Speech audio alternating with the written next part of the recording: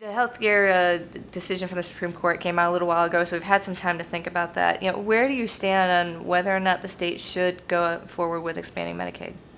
Well, I know the governor is looking at that right now, set up a committee that's doing nothing but trying to prepare for what possibly could come from Obamacare. Do I think we should expand? No, I do not personally think we should expand. I'll wait and hear what the governor thinks is best for the state, but Obamacare will be devastating to state budgets. It's the wrong way for this nation to go, and we'll just have to wait and see what the November elections bring us as well.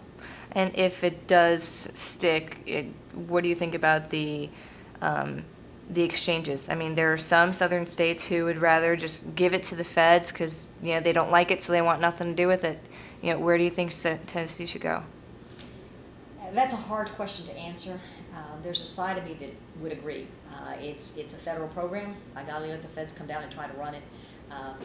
Then there's another side to me that says if we can have any control at all, I trust state government to hold costs down a lot more than I trust the federal government to hold any costs down.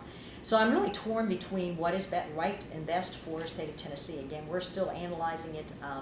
Anyone that tells you they completely understand those exchanges has not read the paperwork. I mean, it is a very difficult, complicated system that's been devised. We can't even get straight answers out of Washington, D.C. or how to even set these exchanges up. So it's going to be a tough decision.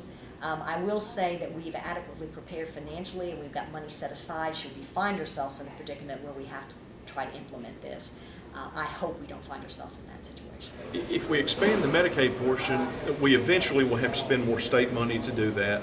That'll be state money that doesn't go to higher education or doesn't go to tax cuts or doesn't go to some other initiatives like economic development type things. And while it's tempting to say, sure, we'd like to give something for nothing to a lot of people, some of whom probably need it, we can't bankrupt the state in the process. So as it stands right now, I'm opposed to expanding the Medicaid, and those that want to expand it, certainly the burden of proof falls on them to make sure it's not going to be a fiscal disaster in the long run for the taxpayers of Tennessee. So I'm opposed to it.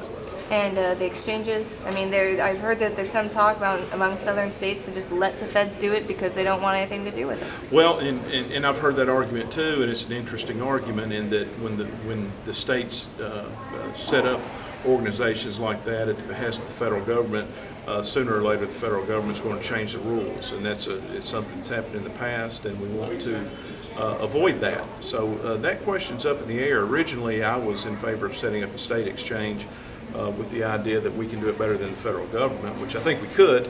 The only problem is if the federal government comes in later and changes the rules. So we need to carefully consider before we do that.